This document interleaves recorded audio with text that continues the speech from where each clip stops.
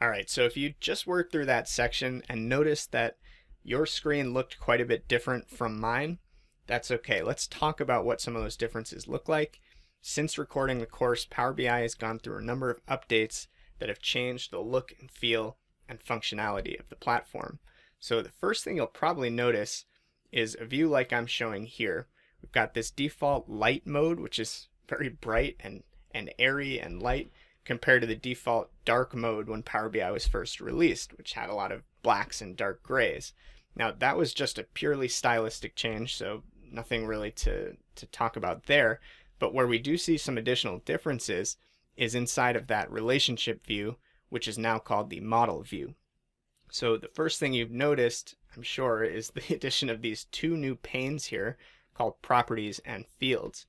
Now, these aren't adding a lot of new tools or features to the platform. They're just making existing features a bit more accessible and user-friendly.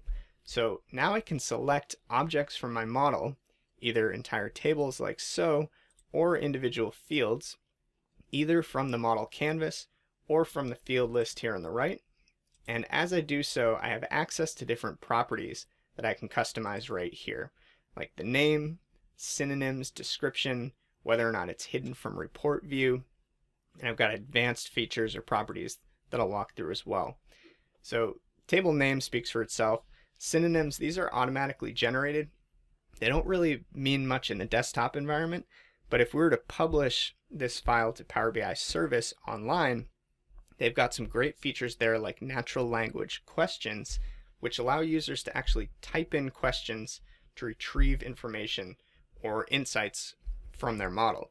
So instead of forcing users to type the name exactly as shown, capital AW underscore calendar, you can use different variations with lower cases, spaces instead of underscores, and Power BI will recognize that you're referencing the same thing.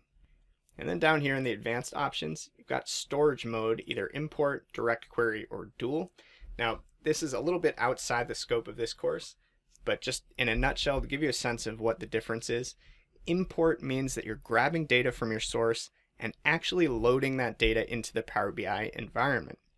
Direct query, on the other hand, is when you've got source data that's typically stored in a database, data warehouse, or data lake, like Access, SQL, Azure, and you're asking Power BI to send queries to that source data to retrieve the data that you need, as opposed to actually storing the data here inside of Power BI. So in this case, we're using import because we're actually grabbing data from those CSV files and loading them here into the system. Again, a little bit outside the scope of the course, but just wanted to cover that quickly. And same goes with individual fields here. If you select one individual field, you've got properties at the field level as well. Name, synonyms, description. Display folder is something that's a little bit new. It's purely for the sake of organization, but if you've got fields that are related in some way and you want to organize or group them together, but they don't follow a hierarchy necessarily, you can create a folder just to organize things a little bit more clearly. So to give you a quick example, let's drill into product lookup. You can follow along if you'd like. I'm going to delete this in a minute so you don't have to.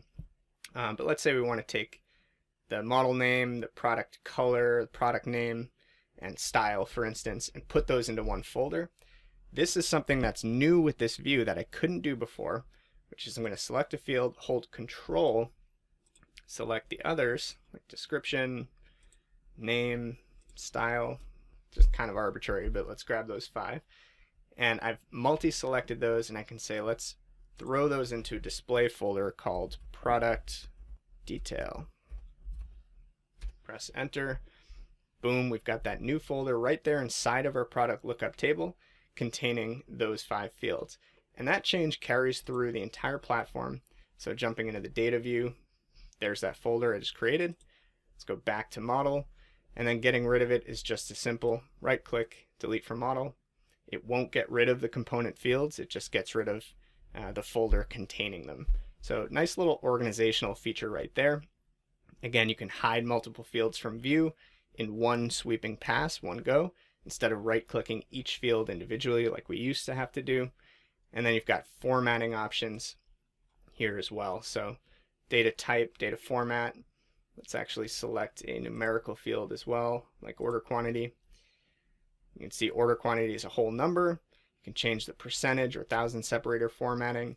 And then you've got some advanced features as well, like sort by column, the data category, which is great for mapping. So you can set things like region or postal code to help Power BI map those geospatial fields more accurately. And you can change the summarization mode as well. So default to a sum, a count, an average, no summarization at all. And you can do this for any field here in your model. So those are the properties. They're pretty straightforward. I'd recommend kind of working through these, getting comfortable with your options here. And again, these are the same tools that we've talked about and that we'll continue to talk about here in the data view. If you go to the modeling tab, you've got field properties accessible right here in your toolbar as well. So again, these aren't brand new features. They're just making them a little bit more accessible and user-friendly here inside of the model view. Now, last thing that I want to quickly cover here is the fact that now we have tabs available at the bottom of the screen, which we didn't have before. And by default, you'll see this one tab called All Tables, which means you're viewing your entire model. Now, one common question is, how do I make this bigger or smaller? Sometimes you get to this view and you see something like this, which is totally ridiculous. You can't even read what your table names or fields are. They've put the little zoom bar, it's kind of hidden, but it's all the way down here on the right, and you can click the plus sign to make that view a bit bigger. But getting back to the concept of tabs, what these tabs allow you to do is create new views of your model that basically contain subsets of the tables. So if you've got a really complicated model with hundreds of tables and relationships, and you want to kind of zoom in on a specific component of your model to help users understand how it's built, you can create these different layouts. And check this out. If we want to create a layout containing our sales information, we can grab that sales table, just drag it right in the canvas there, and then if we want to show which related tables are connected to sales, we don't have to drag those in, we don't have to create new relationships again. We can just right click anywhere and say, let's add the related tables. Boom, with one click, there you go. It's pulled in calendar, product, territories, and customer tables with those relationships still intact. So again, we're looking at a subset of our all tables view, which is the entire model. We can go ahead and double click, call that something like sales, and then check it out. We'll do the same thing for returns. There we go. AW returns, right click, add related tables, pulls in product, calendar, and territories. Double click, call it returns, and there you go. So now we've created these very specific views to help users understand different slices or components of our full model. And then getting rid of those, it's as simple as just clicking that little X and confirming. So there you have it, kind of a quick 10,000 foot view or tour of this new model tab. Hopefully that helps.